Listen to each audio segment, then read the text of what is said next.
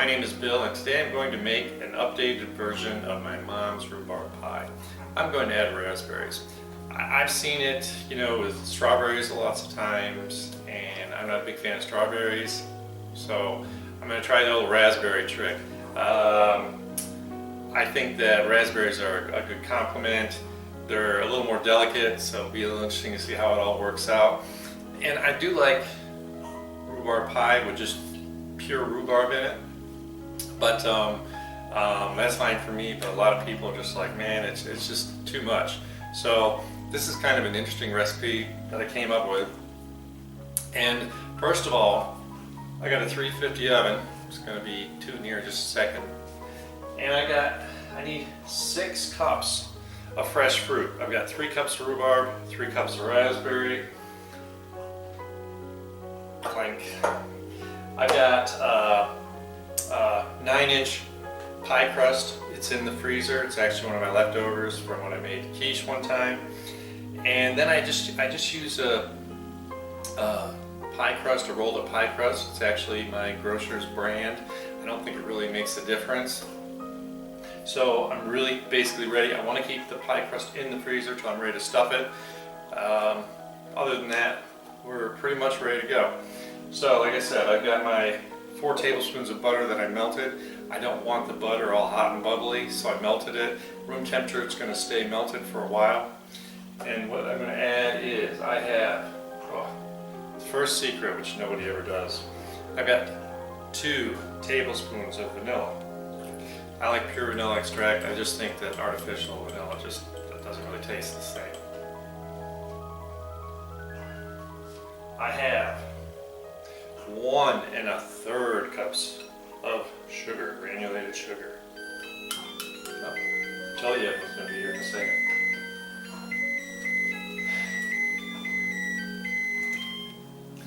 So the other thing is that lots of people use flour as kind of the thickening agent. I've tried different things like arrowroot, but I really think that cornstarch is better. So I've just got a 1/4 cup of cornstarch right here. Cornstarch is so weird to work with, but I just think it works better. What I want to do, I'll get this all incorporated. This is where you really see how cornstarch is so weird. It's like 0 gravity stuff. So this is just making a really nice mixture for all my fruit.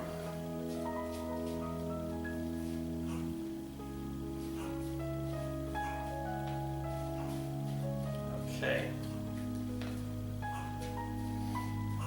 It's all mixed together. Now what I want to do, I want to dump my fruit into a really big bowl. Hoping this bowl works big enough. I usually use a bigger one, but it's like industrial strength, so I thought I'd try this one just to try it out. And when you measure out solid like this, which has a shape to it, obviously if you have just 6 cups, if you compressed it down, it wouldn't be. So actually this looks on the measuring cup more like 7, and that works out pretty good. So now I just want to get this and kind of sprinkle it in here.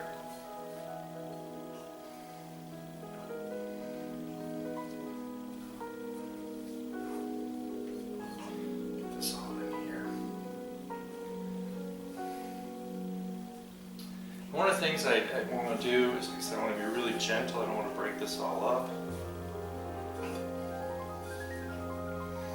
I was concerned about the raspberries. This is how I mix it together. It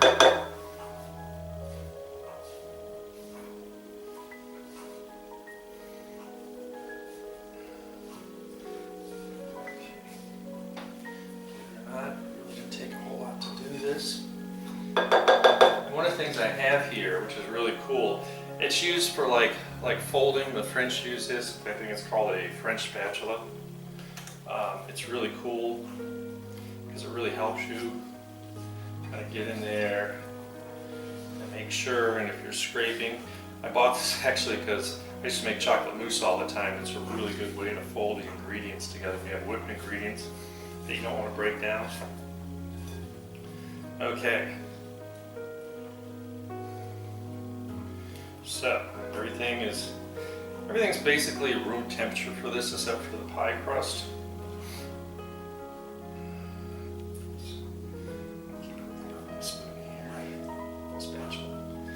So just working with these two spatulas makes it really, really easy.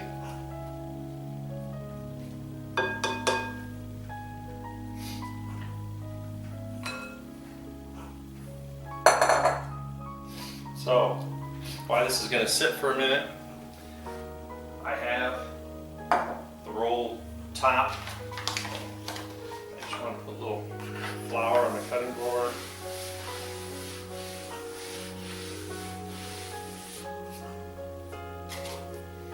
Just want to open it up.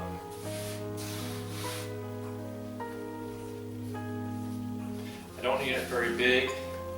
I just want to make sure it's rolled flat. Over, make sure I don't want a lot of excess flour around here, just enough. But we're going to have to cut the edges off, but it's going to be about this size. Actually, this one worked out pretty good. I didn't have to cut it, but I need some little breathing holes, some vent holes. So I figure my center's about here. Just want to go cut out some little pieces.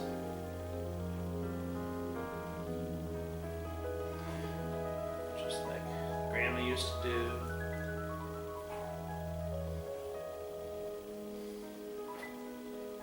Mine aren't pretty. Some people make shapes. I think you can actually make like cutters that are specific for this. I just want a couple pretty good size. Let's see here. I'm just going to take a little bit more of this one.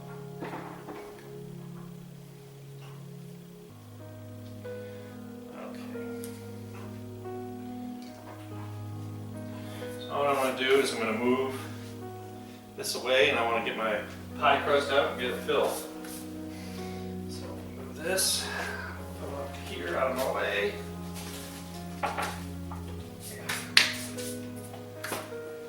Good job, good job. Alright. So I got my very frozen pie crust here. I'm going to fill it. All my fruit. May not all fit. This is going to cook down a little bit.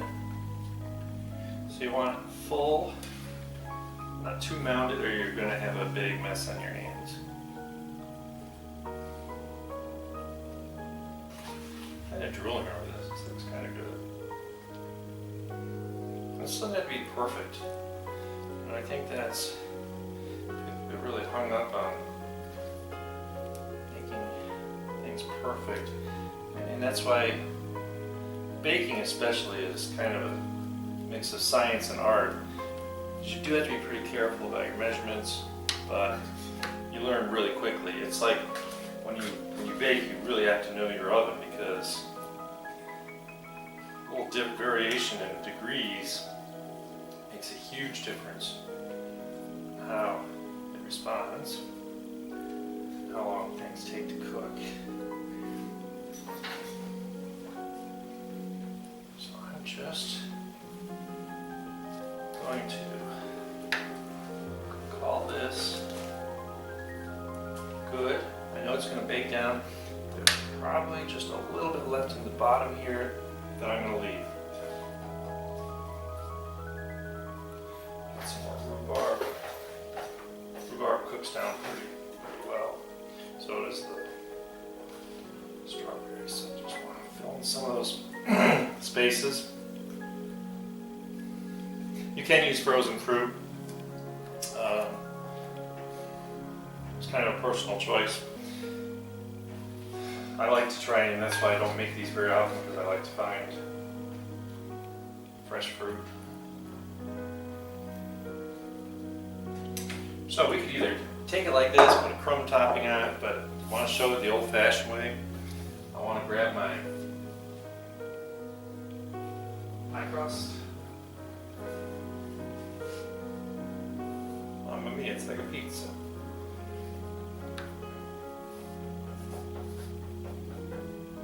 Basically, go around here, crimp it.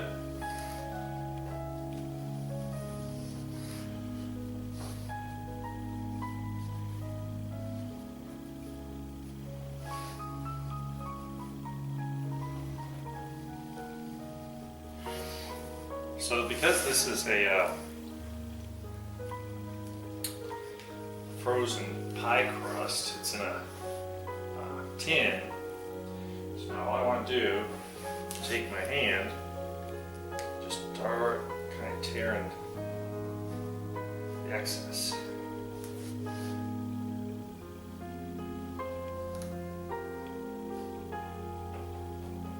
It's pretty easy.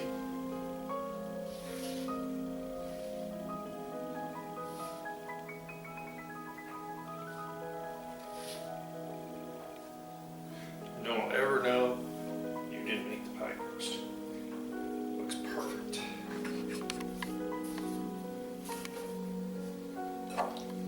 Alright, we're almost done with this part. So what I'm going to do is I have 2 tablespoons of melted butter. Just want to make this look cool.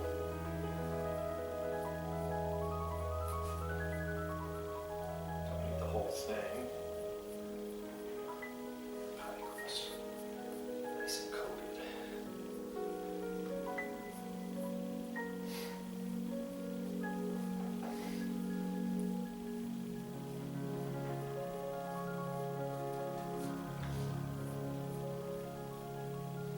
They do make pastry brushes. I see no reason why not to go to the hardware store and just buy them.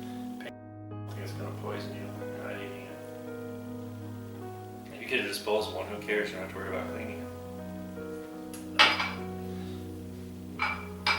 it. Here's for the finishing touch.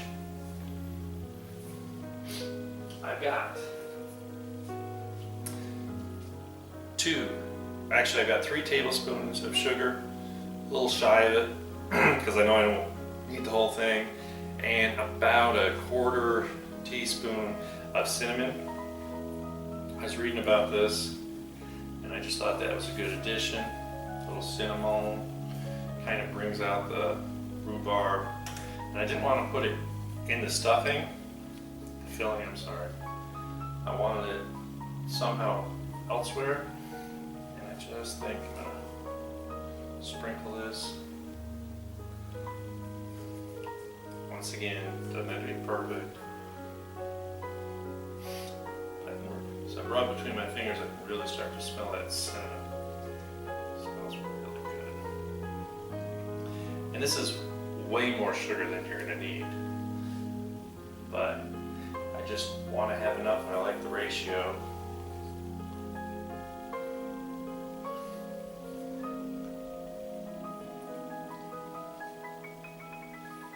I was actually reading an article from a famous person who does a lot of cooking, and they were saying they don't like to use a lot of sugar in with their rhubarb. And I like the taste of rhubarb, but not sure I can have a rhubarb pie that doesn't have a lot of sugar. Well, not a lot, but have enough sugar in it to kind of cut that. But I think the cinnamon's a great idea. Alright, this is more than good. I can smell the vanilla, I can smell the cinnamon, got all that veggie in there. Hope you think that looks really cool. And so, here's the fun part. So we're going to bake this at 350 for 30 minutes. Then you take it out, loosely put a piece of tin foil over it so that we cook the ingredients, the filling, without destroying the crust. And then we're going to cook it for 45 more minutes. So this does take a little while. This is an hour and 15 minutes of cooking at 350 altogether.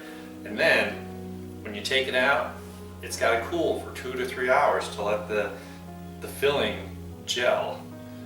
This is one of those things that you really can't rush. That's why back in the old days people would put their pies out on the windowsill to cool. But anyways, before this crust gets to room temperature, I want to get it in the oven. So we're going to see you back as soon as it's ready to come out of the oven. That's the beep. Alright, let me grab this out and take a look at it. So it's been half an hour.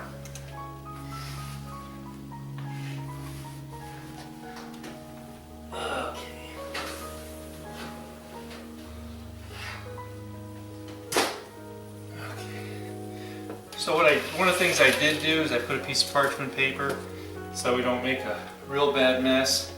I just want to give it a look, see what's going on. The crust is going to be good. I think I'm going to tent it just to keep the crust from getting messed up.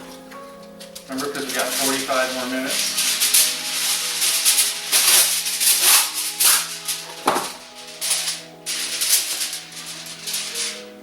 Just want a loose tent without burning my fingers.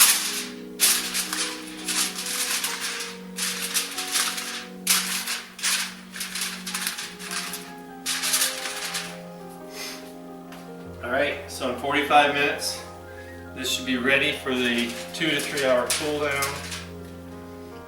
And of course, you'll see it right here. So we'll see you back in 45 minutes.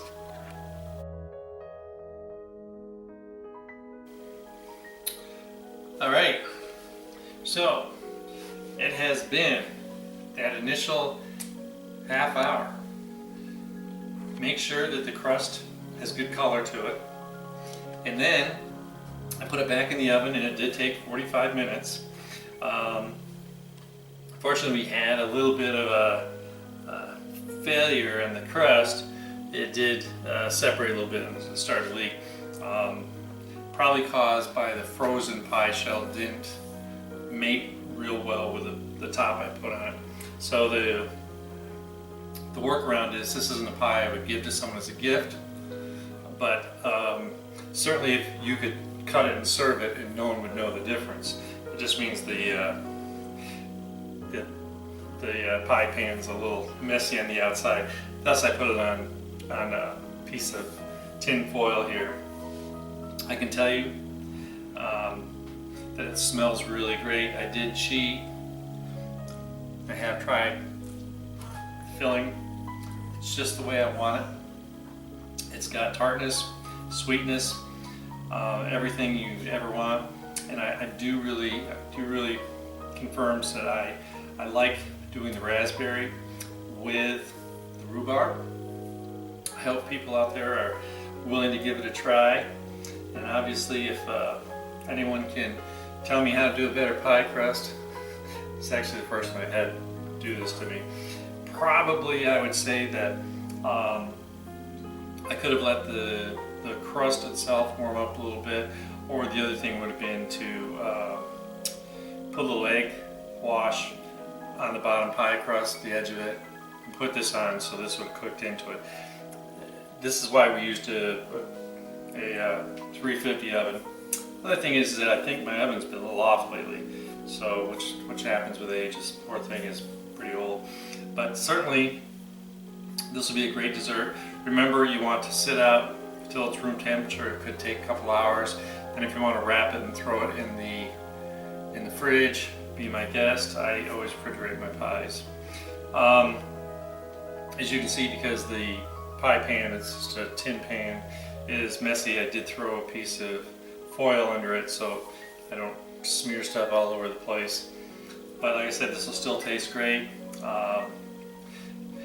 Later I'm going to have a picture, try and decide whether I want to put a big dollop of good ice cream like Ben & Jerry's vanilla ice cream, or some whipped cream on it. Probably the ice cream, because I think that's the way to go. But certainly I'm drooling over, and this is a great pie, and I hope you all try it. Like I said, if anyone has any recommendations or anything to tell me about, please do comment, subscribe, and I'll see you next time. Have a great day.